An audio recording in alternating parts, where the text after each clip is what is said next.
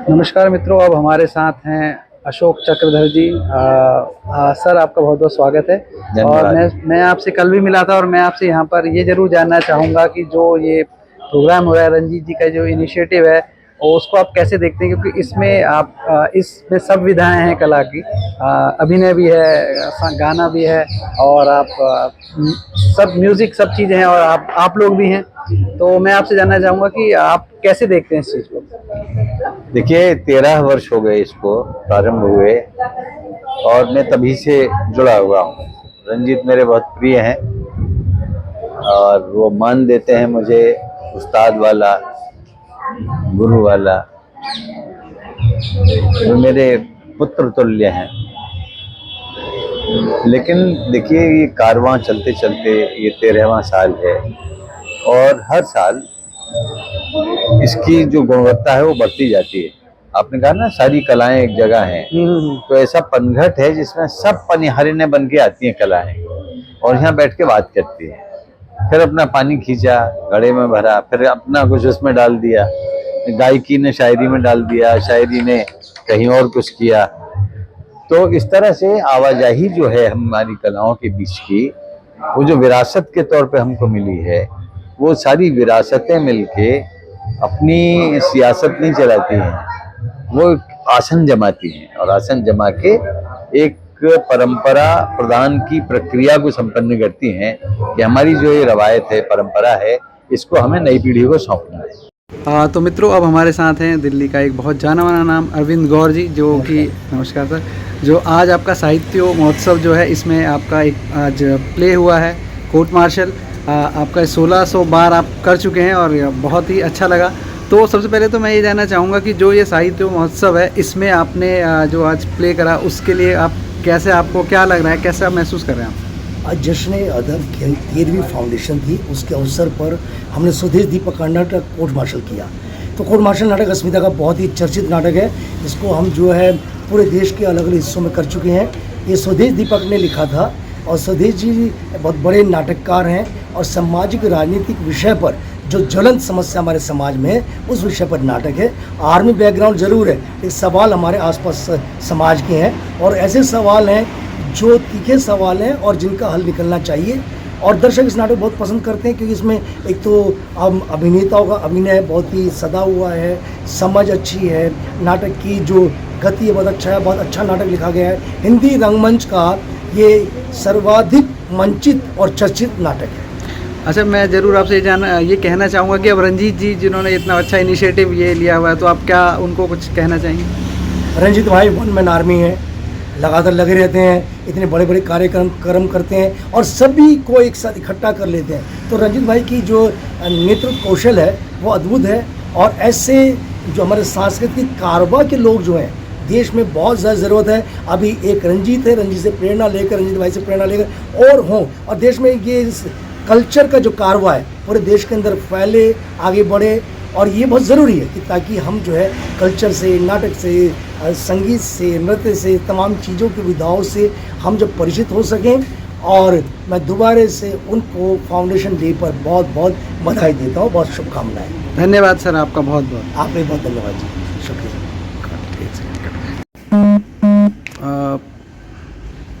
मित्रों, अब हमारे साथ है साहिल आगा जी। साहिल जी, आपका बहुत बहुत स्वागत है मेरे इस चैनल पे। और मैं आपसे ये ज़रूर जानना चाहूँगा कि जो आपने आज यहाँ पे प्रोग्राम दिया है, उसके बारे में थोड़ा सा हमारे दर्शकों को बताइए। और ये जो रंजीत जी का इनिशिएटिव है जो उन्होंने लिया है, कैसा, आप क्या इसके बारे में सोचते हैं? बहुत बहुत शुक्रिया। आज जो प्रोग्राम था, ये पुरानी रिवायतों को ज़िंदा करने का प्रोग्राम था। इसमें हमने दास्तानगोई पेश की, जो 13वीं सदी का फ़न है, कहानियाँ सुनाने का एक लोक कला है। तो अब लोक कलाकार भी नहीं बचे हैं और लोक कलाएँ भी ख़त्म होती जा रही हैं। उसमें एक ऐसा मौका फराहम करना उन फ़नकारों को कि जो उस फ़न से दूर हैं और जो सुनने वाले हैं वो उस फ़न को नहीं जानते, तो ये एक अच्छा मौका है और यही सच्चा देश प्रेम है। और यही बात है कि जब तक लोक कलाकार ज़िंदा रहेंगे तब तक इस देश की सभ्यता, संस्कृति, विरासत बची रहेगी। वो ख़त्म हो जाएगी तो ख़त्म हो जाएगी। रंजीत जी का जो इनिशिएटिव है, इसको आप कैसे देखते हैं? रंजीत जी का इनिशिएटिव जो है, जिसको आप कहते हैं कि देश प्रेम, तो लोग नारे जब लगाते हैं तो उनसे पूछिए कि देश प्रेम है क्या। तो देश है सभ्यता, संस्कृति, विरासत, लोक इतिहास, उसका गीत संगीत नृत्य। तो ये तमाम चीज़ें जब रंजीत जी अपने जश्न अदब में, अपने कल्चर कारवां में समेट के ले आते हैं तो लगता है कि वो पूरे हिंदुस्तान को सजो के ले जाएं। और ये गुलदस्ता खूबसूरत जो सुनने वाले और देखने वालों तक पहुंचता है तो इसकी खुशबू देर अरसे तक लोगों के साथ रहती है, उनकी यादों में। ये बहुत ज़रूरी काम है रंजीत जी जो कर रहे हैं, और ऐसे और बहुत सारे रंजीत चाहिए जो इन मरती हुई विधाओं को और कलाओं को ज़िंदा करने के लिए अपनी जद्दोजहद और अपनी कोशिश करते रहें। धन्यवाद हमसे बातचीत करने के लिए, थैंक यू सो मच।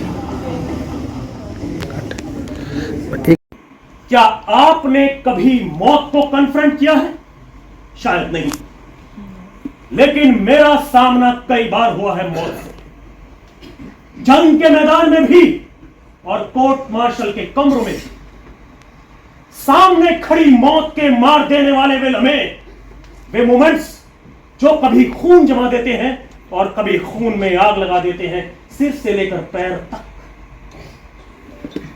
मैं बिस्तर पर लेटे मरीज की बात नहीं कर रहा हूं। और कैप्टन कपूर गंभीर रूप से घायल हो गए। कैप्टन कपूर बच गए क्योंकि गोली उनके बाएं कंधे के पास लगी थी। अगर उन्हें एकदम मिलिट्री हॉस्पिटल ना पहुंचाया जाता, ऑपरेशन ना होता, तो उनकी भी मौत हो जाती, यकीनन मौत। डॉक्टरों की रिपोर्ट के मुताबिक गोली अगर 2 इंच नीचे हार्ट पर लगती तो कैप्टन कपूर के बच जाने का सवाल ही ना था। इसका मतलब है कि जवान रामचंद्र इन दोनों अफसरों का कत्ल करने का, मर्डर करने का पक्का इरादा कर चुका था। इसलिए इंडियन आर्मी एक्ट 69 और इंडियन पीनल कोड की दफा 302 के तहत जवान रामचंद्र का जनरल कोर्ट मार्शल किया जा रहा है, जानबूझकर होशो हवास में कैप्टन वर्मा की हत्या और कैप्टन कपूर पर कातिलाना हमला करने की वजह से। ये जनरल कोर्ट मार्शल जानबूझकर होशो हवास में कैप्टन मोहन वर्मा की हत्या और कैप्टन कपूर पर कातिलाना हमला करने की वजह से किया जा रहा है। क्या तुम अपने जुर्म में इकबाल करते हो?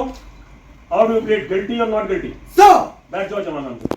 सर मेजर पुरी अपना पहला गवाह पेश करें। सर इस मुकदमे के sir yes captain record what is the problem? Sir, इससे पहले कि मेजर पुरी गवाह पेश करें, मुझे कुछ कहना है। अभी कोर्ट मार्शल की कार्रवाई शुरू नहीं हुई और कैप्टन रिकॉर्ड का इतराज करो जिसका इस कोर्ट मार्शल से मतलब है। जो जवाब मेरा मतलब है सवार रामचंद्र पर चल रहा है। कैप्टन रॉय और कोर्ट में बैठे बाकी लोग भी कान खोलकर सुन लें। ये कोर्ट मार्शल है, कोई हिंदी फिल्म नहीं है। फिजूल के दांव बेचो रहता है, उसे कोर्ट का टाइम वेस्ट करने की इजाजत किसी को भी नहीं है। Is that clear to everybody? इस कोर्ट मार्शल का प्रिजाइडिंग जज कर्नल सूरज सिंह है। Don't you ever forget this fact. Sir, जज एडवोकेट भी मेरा एतराज सही मान चुके हैं कि सवार रामचंद्र पुकारना चाहिए। मुझे दुख है कि सही एतराज को आप वक्त जाया करना समझते हैं। आपको अगर यही लगता है कि मैं फालतू बातों पर एतराज करता हूं तो किसी और अफसर को बचाव वकील लगवा लें, मैं अंबाला वापस चला जाऊंगा। डोंट थ्रेटन मी। सबको पता है कि कत्ल किसने किया। अखबार में भी ये खबर छप चुकी। तुम जानते हो, मैं जानता हूं, कोर्ट में बैठे सभी लोग जानते हैं कि मर्डर किसने किया। ये ट्रायल रामचंद्र का है कि नहीं, चाहे उसे जवान कहा जाए या सवार रामचंद्र। सर, मुकदमे की सुनवाई से पहले ही आपने निर्णय ले लिया कि खूनी कौन है, फिर ये कोर्ट मार्शल क्यों? इस ढकोसले, इस फार्स की क्या जरूरत? आप चाहे तो मैं ये केस लड़ने से लिखकर इनकार कर दूं, क्योंकि कोर्ट तो पहले ही फैसला कर चुकी है। वैसे जरूरी नहीं, बिल्कुल जरूरी नहीं कि अखबार में छपी सारी खबरें सच हों। Sit down, captain Roy. Major Puri अपना पहला गवाह पेश करें। सर इस मुकदमे के पहले गवाह हैं रेजिमेंट के सूबेदार बलवान सिंह। उनकी रात 9 बजे तो मैं सब कुछ अपनी आंखों से देख रहा हूं। आवाज सुनी जाती है, देखी नहीं जाती। आप घटनास्थल से लगभग 500 मीटर की दूरी पर टहल रहे थे। मोटरसाइकिल चल रही थी। इतनी दूरी से बुलेट मोटरसाइकिल के चलने के शोर में आपको सवार रामचंद्र की ललकार हम कौन है सुनाई दे ही नहीं सकती।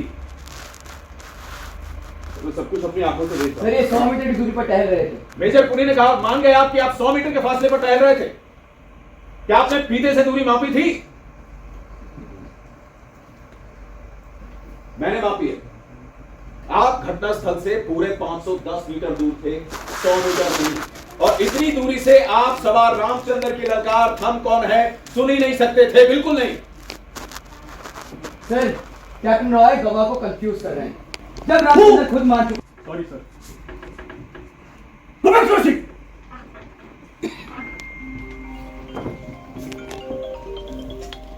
Sit down, everybody. Sir Kapoor आपको इतनी जल्दी क्यों पड़ी है सवार रामचंद्र को फांसी चढ़वाने की? गवाही तो आपकी भी होनी है, नंबर आपका भी लगेगा, जरूर लगेगा। सुविधा साहब, आपसे और कुछ नहीं पूछना, मैं तो फिजूल में ही बहस करता रहा। देखिए ना, रामचंद्र ने खुद ही कबूल कर लिया कि उसने गोली चलाई और बिना चैलेंज किए चलाई। आपकी आंखें और कान सचमुच ठीक है, बिल्कुल ठीक। लेकिन एक सलाह दूं आपको, सोचिए जरूर कि क्यों चलाई गोली रामचंद्र, क्यों किया खून। ब्रेक फॉर 5 मिनट्स, आप लोग बाहर जा सकते हैं। Captain Roy, you be here. कहिए, क्या कहा था कैप्टन कपूर ने? This bastard is shamming. Nothing is wrong with him. मतलब कि हरामी रामचंद्र बीमारी का बहाना कर रहा है, कुछ नहीं हुआ इसे।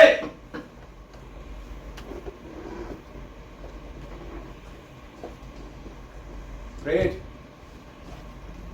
थैंक्स डॉक्टर गुप्ता, आपको स्वर्ण पदक मिला है सर्वश्रेष्ठ डॉक्टर होने का। दोनों तो मैं ये सलाह देने वाला कि आपको कैप्टन कपूर की बात नहीं माननी चाहिए थी, क्योंकि वो एक डॉक्टर नहीं है।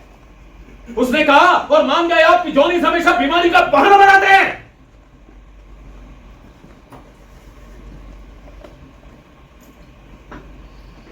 And now I'm finished.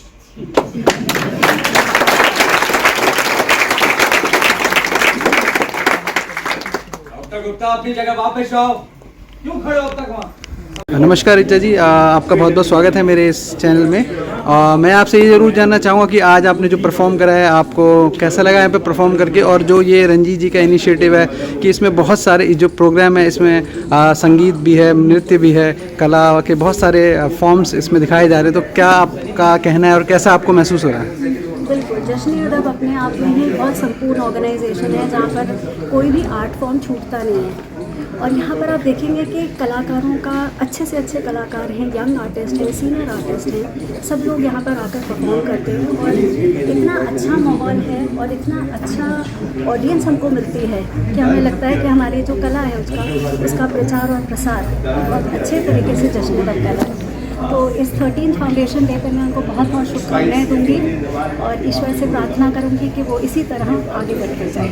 धन्यवाद। ये जानना चाहूँगा कि आज जो कार्यक्रम रंजीत जी ने उसके बारे में आप थैंक यू सर। सो शरीर से बोलिए, तो जोश है। अमित जी, आपका बहुत बहुत स्वागत है मेरे इस चैनल में। और सबसे पहले मैं आपसे ये जानना चाहूँगा कि जो रंजीत जी का ये इनिशिएटिव है, उसके बारे में आप क्या सोचते हैं, और आपकी फिल्म जो कल रिलीज हुई विक्रम जियो पे, और उसके बारे में कुछ हमारे पास। रंजीत जी मेरे बहुत अच्छे मित्र हैं, बहुत सालों से हैं, और कमाल का इनिशिएटिव है और बहुत कम लोग हैं यार जो ऐसा इनिशिएटिव लेते हैं, कल्चरल प्रोग्राम से ज़िंदा रखते हैं, लाइव प्रोग्राम से ज़िंदा रखते हैं। और बहुत काइंड है कि मुझे उन्होंने यहाँ पे आज स्पेशली इसलिए बुलाया ताकि हमारी जो फिल्म रिलीज़ हुई है जियो सिनेमा प्रीमियम पे, उसका नाम है विक्रम। बहुत प्यारी फैमिली फिल्म है और माइग्रेशन पे बेस्ड है, बहुत ही एंटरटेनिंग फिल्म है। उसके बारे में उन्होंने बात करने का मौका दिया आज, और प्लीज़ वो फिल्म आप लोग देखिए, सब परिवार देखिए। बहुत समय के बाद एक फैमिली फिल्म आई और जियो सिनेमा प्रीमियम। और उत्तराखंड में आपका एक्सपीरियंस कैसा था? मैं उत्तराखंड ये जरूर जानना चाहूँगा बिकॉज मैं भी उत्तराखंड से मुझे दिख रहा है, बहुत ब्यूटीफुल यार। हम लोगों ने खुरपा ताल में फिल्म शूट करी थी और बहुत ही कमाल के लोग हैं। मैं हर बार वहाँ पे वापस जाना पड़ जाऊँ, बहुत कमाल के लोग आप लोग यार। Thank you very much. Thank you.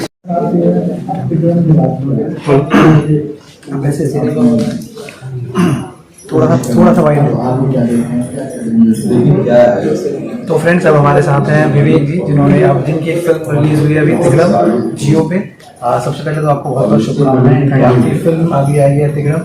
और मैं आपसे ये जरूर जानना चाहूँगा कि सबसे पहले तो आप ये बताइए कि आप जो इस प्रोग्राम में आए हैं, आपको कैसा लग रहा है ये प्रोग्राम देख के, आज जो आज कार्यक्रम यहाँ पर हो रहा है दिल्ली में?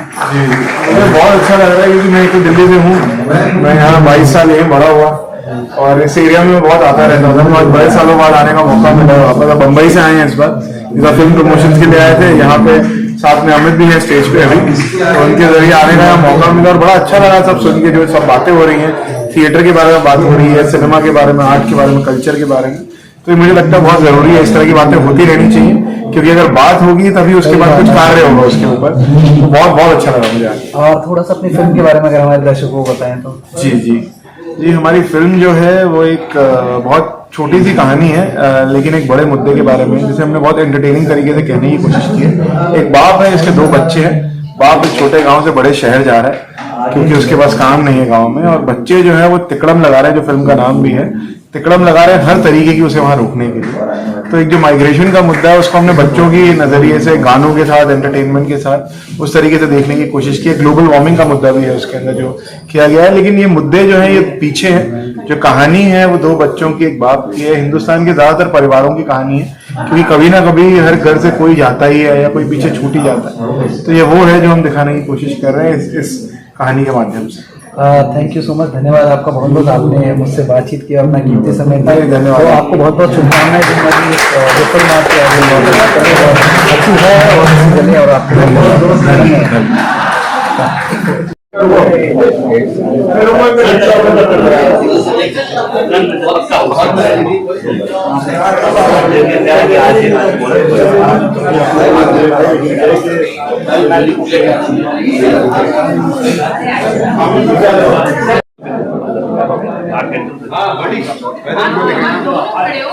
भाई इसको बोल, वहां देता है, जाएगा तो वापस ये तब बताएंगे ऐसे। तो मैं भी शांति से, कहीं मैं ही कुछ दिन ना दिखूं कोबरा का बदला में, कोबरा बना हुआ टैल।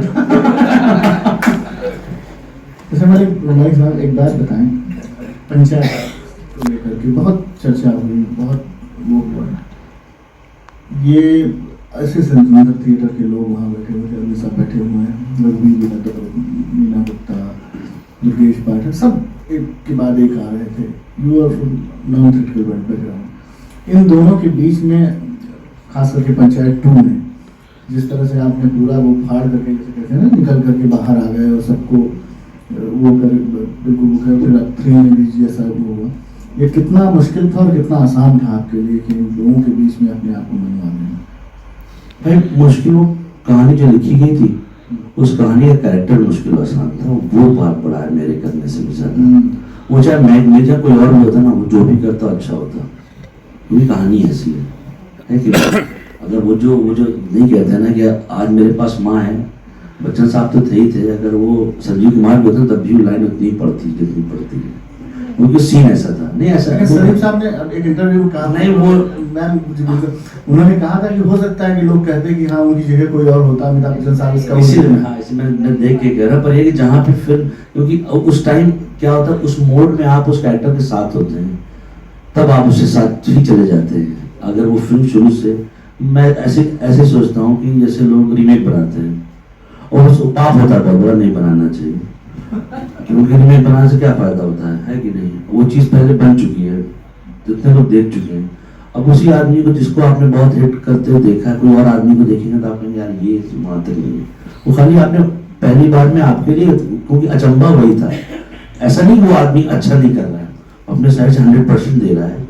सेम फिल्म है, लैंग्वेज अलग है, सेम है। ऐसा मुझे भी लगता है कि जिस टाइम में कर रहा था, हाँ तकलीफ थी, क्योंकि मुझे लगता था मेरे दोनों से कौन रोएगा भाई, हंस देंगे लोग। और वैसे मैं मतलब इतना रोता हूँ नहीं, पर वो हुआ, उसमें तैयारी हुई, और वो 6-7-8 दिन का पाप था, वो करना पड़ा उसे, और पता भी नहीं था अच्छा हुआ बुरा हुआ। वो तो रात में नॉट इवन पंचायत 3 में भी आपको सबको बहुत अप्रिशिएट किया। हाँ जी, क्योंकि वो जो ऑडियंस है वो उस आदमी के साथ थी, उस देर तक वो उस पेन के साथ थी, वो उस आदमी के साथ हंसना चाह रही थी, वो उस आदमी के साथ जो देखना चाहती कि क्या क्या होगा इसका। उसको और राइटर ने उसको छोड़ा भी नहीं कि कुछ और दिखाना शुरू कर दिया, वो वहीं से पकड़ के शो चला कि चलो अब देखते हैं क्या हुआ। तो मोस्टली मुझे लगता है जो राइटिंग है वो इतनी स्ट्रांग है उसकी, उसमें आप देखें कि कोई छोटी सी भी चीज़ करता है तो वो अच्छा लगता है उसमें, क्योंकि अब शो एक ऐसे टाइम पे है, वो शो एक ऐसे एज में है वो शो कि अब ऑडियंस का हाथ पकड़े हुए। अगर अभी जो है प्रधान जी सुपरमैन बन जाएंगे तब भी कहेंगे वेरी गुड, सही हो जाएगा। ये ऐसा है, क्योंकि कहानी कभी कभी ऐसी हो जाती है कि आपको लेके कहीं भी जाती है। ये कहानी ऐसी होती है जैसे आप देखते हैं एक आदमी घूसा मारता है, 500 लोग गिर जाते हैं, तो ऑडियंस ने कहती बहुत सही, खुद नहीं मार पाएंगे, उससे 50 डब्बा न गिरा पाए। और वो तो उसके साथ होते हैं उस जो है किरदार के। सिनेमा का वही मजा है कि वो फिर वो कुछ भी कहने को तैयार होता है, वो कहता है बच जाएगा, कोई बात नहीं, बचा लेंगे। तो उसे कहते हैं ऑडियंस जो प्यार में आपको कुछ भी कर लेती, वो उसकी वजह से। बाकी मेहनत तो करी नहीं, इससे अच्छा करूंगा शायद तो कुछ और करूंगा तो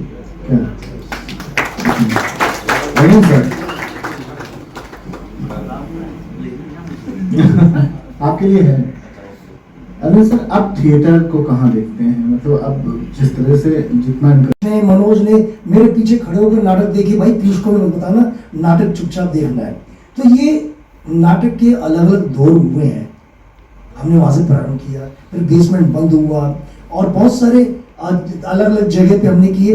लेकिन एक बात जो कॉमन है कि रंगकर्मी बहुत आगे बढ़ गए, आप बढ़ते बढ़ते तमाम ऊंचाइयां हासिल कर ली उन्होंने। और अभी तो सिनेमा हो चाहे OTT हो, वहाँ सबसे ज्यादा किसी पूछ है और रंगकर्मी की पूछ है जिन्होंने अभिनय किया और सीखा है। और जैसे आपने नाटक नहीं किए हैं, लेकिन मुझे याद है कि रंगकर्मियों के बीच में सबसे ज्यादा आप रहे हैं। तो उन रंगकर्मियों का अनुभव का लाभ जो है बातचीत से काम में प्राप्त हुआ आपको। तो रंगकर्म बहुत आगे बढ़ चुका है। लॉरेंस ओलिवर जो है उन्होंने सिनेमा भी किया और नाटक भी किए, पर नाटक जो है, नाटक को उन्होंने सिनेमा बना दिया।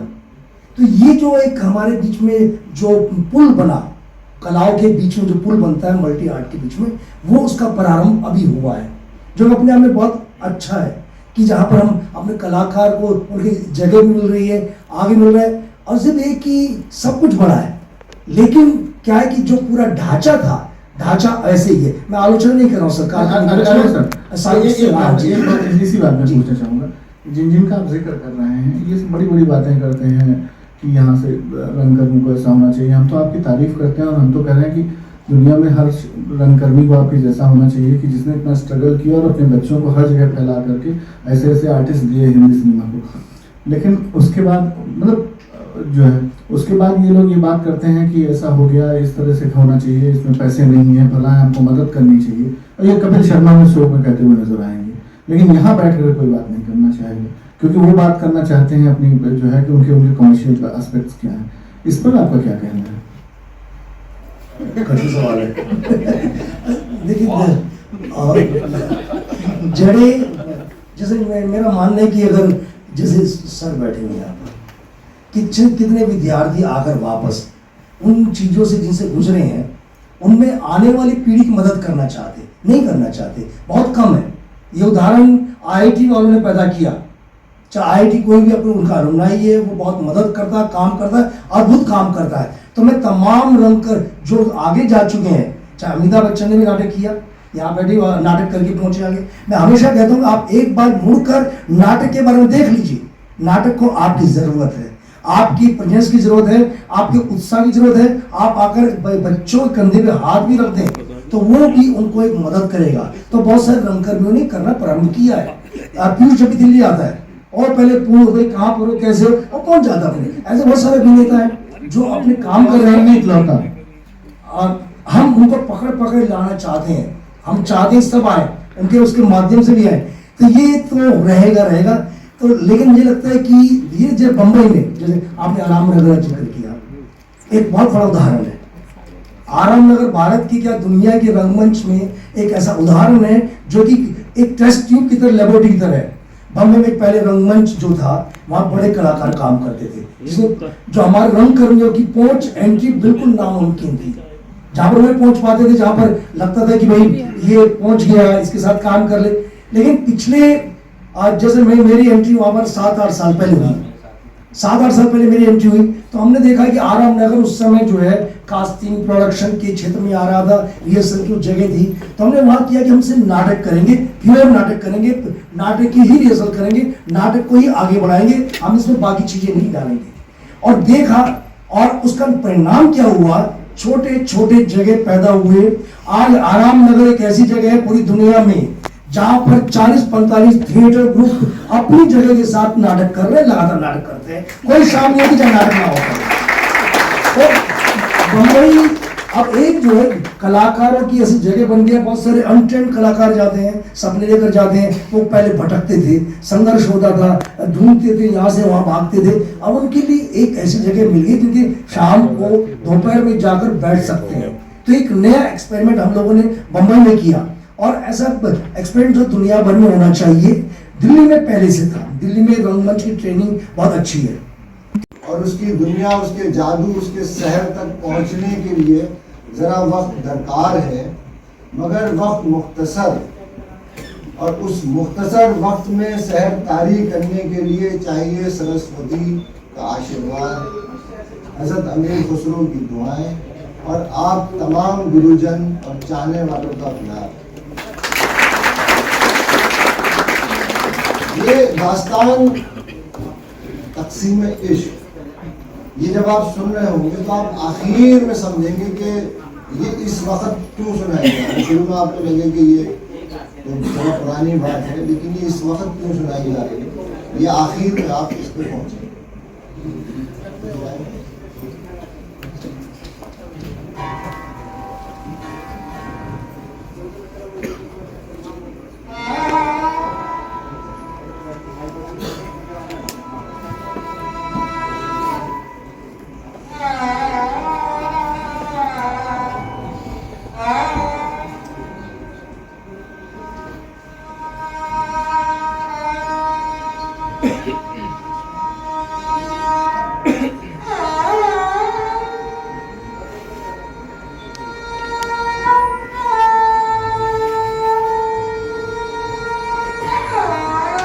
ईश्वर अल्लाह, तेरे जहां में ये नफरत क्यों है, जंग है, तेरा दिल तो इतना बड़ा है, इंसान का दिल तंग है क्यों, कदम कदम पे सरहद क्यों है, सारी जमीन जब तेरी है, इंसान के दिलों पे ताले, तालों पे ये जंग है क्यों, कि देर वक्त का हिंदुस्तान,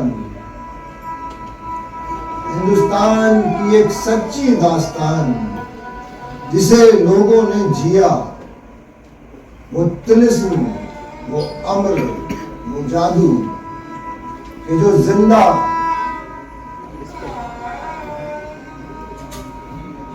कि बड़े सहन वाला घर डेरे का, और जानो पूरा डेरा उस घर में उतर आना चाहता हो। हर एक की आंख में आंसू बहते थे कि दास्तान सुनाने वाला आगे बढ़ा और उसने पूछा कि बाबे ये क्या माजरा है, कुछ तो हम जानते हैं, बाकी तू बताना, बाबे ये दास्तान हमें सुनाना। बेटा देर वक्त की बात है, हम अपनी सवारियों से अपने मुल्क पाकिस्तान से हिंदुस्तान आ रहे थे, सवारियां चल रही थी अपनी मौज अपनी मस्ती में कि इस देश को छोड़ के उस देश जाएंगे तो सुकून मिलेगा, आराम मिलेगा। ये तो देश तकसीम हो गया, ये बढ़ गया, ये क्या माजरा कि देश पर रहने वालों और चाहने वालों का है, मगर इसे बांट दिया गया। हर एक के दिल में ये भी फिक्र कि जाने अपनी मंजिल तक पहुंचेंगे कि नहीं, न जाने कितने ही काफिले जो इधर से उधर, उधर से इधर मंजिल की तलाश में आए, मगर कहीं कभी पहुंच ना पाए। इश्क की परछाइयां सारी जिंदगी साथ चली, परछाई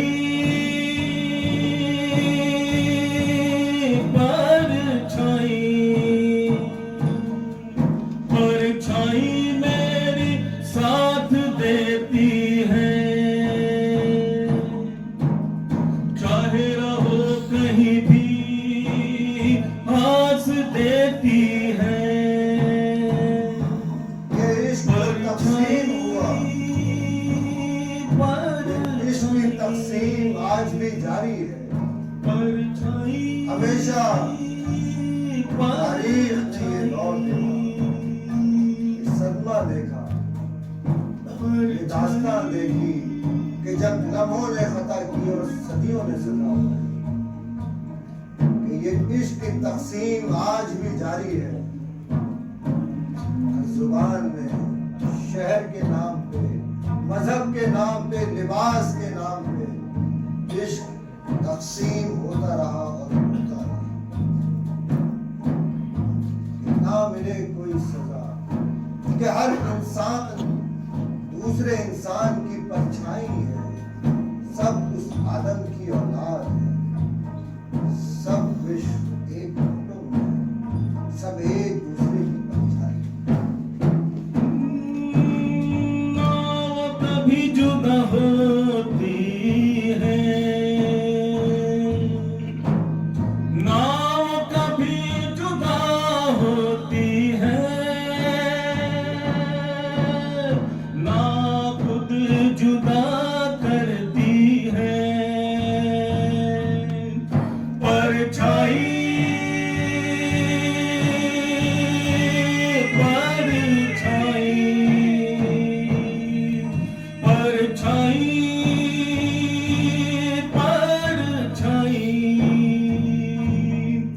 परछाई